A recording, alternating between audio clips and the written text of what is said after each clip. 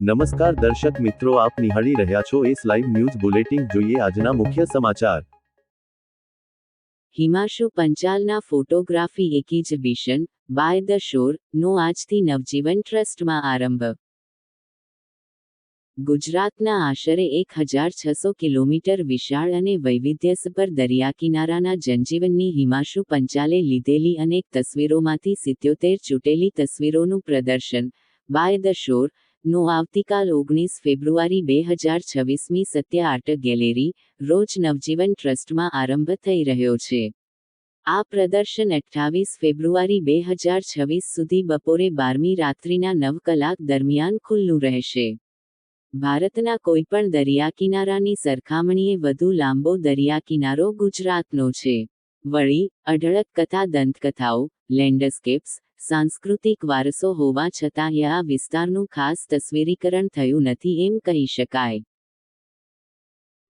મારું નામ હિમાંશુ પંચાલ છે. હું નવજીવનમાં રંગજ્યોત ફાઇન આર્ટ પ્રિન્ટર્સ કરીને એક ડિપાર્ટમેન્ટ છે એ હેડ કરું છું અને છેલ્લા 15 વર્ષથી હું ફોટોગ્રાફી કરું છું.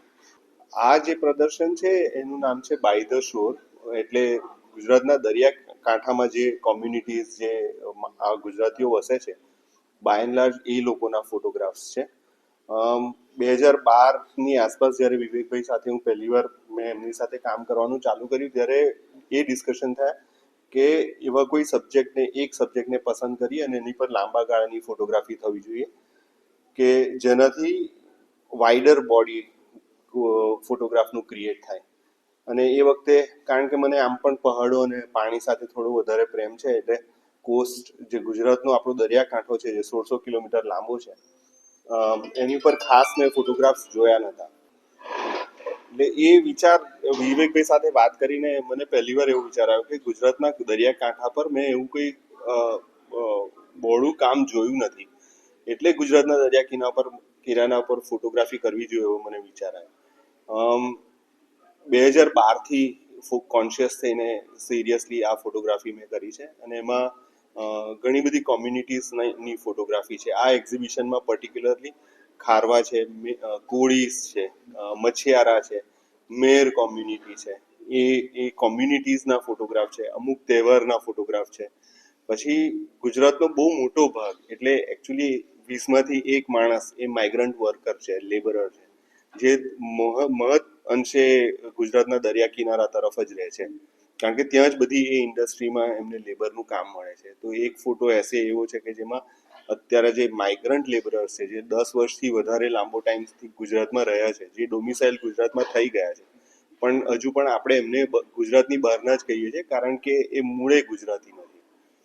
તો એ લોકોની લાઈફ અને એ લોકોના ફોટોગ્રાફ્સનું પણ એક નાનો ફોટો એસે છે. આ બધી તસવીરો ગુજરાતની અંદર જ છે. એમાં દીવ અને દમણ એટલે જે યુનિયન ટેરિટરી છે એના પણ નથી. આ ખાલી અને ખાલી ગુજરાતના ફોટોગ્રાફ છે.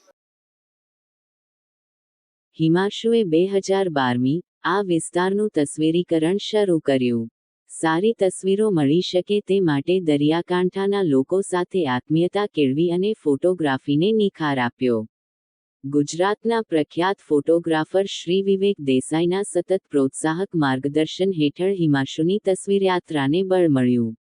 બાય ધ શોર પ્રદર્શનની વિશેષતાઓ: માછીમાર સમુદાયનું રોજિંદુ જીવન, માછી અને કોળી માછીમાર સમુદાયોની લગ્નવિધિઓ, પશુપાલનથી આજીવિકા રળતા મેર સમુદાયની જીવનઝાંખી, કામની શોધમાં સ્થળાંતર કરીને આવેલા અને દરિયાકિનારે વસેલા મજૂરો.